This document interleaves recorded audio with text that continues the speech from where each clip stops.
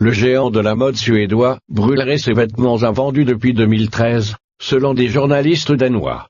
H&M a admis recourir à cette méthode pour les produits défectueux et dangereux. H&M est à l'épreuve d'une nouvelle polémique.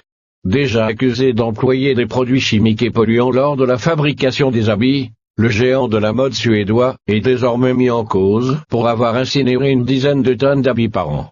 C'est l'émission de télévision danoise, Opération 10, qui met au jour cette pratique grâce à une enquête entamée en juin. 12 tonnes par an, 60 depuis 2013, les journalistes d'Opération 10 affirment que ces quantités de vêtements sont conduites à la société d'élimination de déchets Karanoveren, pour y être détruites. En juin dernier, les journalistes danois, dubitatifs quant au sort des habits vendus par H&M, ont contacté des sociétés d'élimination de déchets, découvrant ainsi les pratiques de la société suédoise. À l'issue de leur enquête, les résultats chiffrés, quoique attendus par les journalistes, ont fait des remous auprès du public danois. En outre, ce seraient 30 000 pantalons à Tom Cowboy pour les enfants et bleu foncé pour les femmes, soit un total de 1580 kilos, qui auraient été brûlés avec les étiquettes et les prix encore intacts. Des produits qui ne remplissent pas les règles de sécurité. Des accusations admises partiellement par l'entreprise de mode, qui pointe de son côté des défauts de fabrication.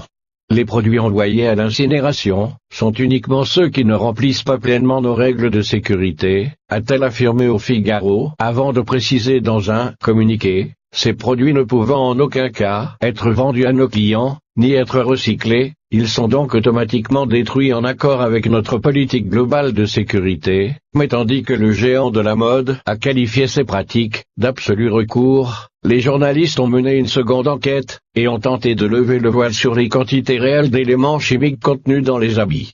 Les tests menés par des experts en la matière sur 4 paires de pantalons pour une large gamme de produits chimiques ont mis à mal la défense de l'entreprise.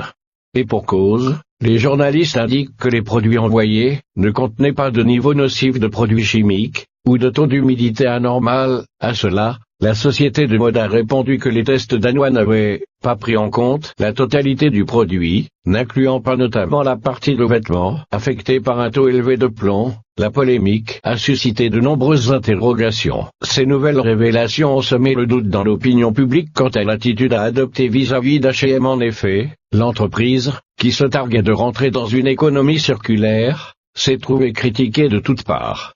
Aux yeux du public, l'entreprise a été considérée comme étant très hypocrite, a déclaré au Figaro Else Skjold, professeur de design durable à la Kolding Design School au Danemark. En effet, au regard des engagements récents pour le développement durable de la société, la polémique a suscité de nombreuses interrogations, toujours d'après la professeure.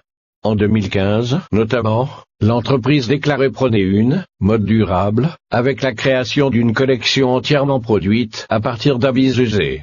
La transition énergétique est difficile, néanmoins, la situation est bien plus complexe, a concédé Else Skjold, précisant qu'H&M faisait certes partie du problème, mais également de la solution, et d'ajouter, la transition énergétique est difficile pour les entreprises de mode, mais H&M est pionnière en la matière, c'est elle qui a lancé les campagnes pour le développement durable, qui ont eu le plus d'impact au Danemark. Elle a surtout mis en cause la surproduction qui conduit inévitablement les entreprises de mode à se débarrasser de leur gros stock. En effet, à l'heure de la consommation de masse, les mauvaises habitudes sont difficiles à changer. Pour la professeure, H&M serait l'une des enseignes qui tend le plus vers cet horizon.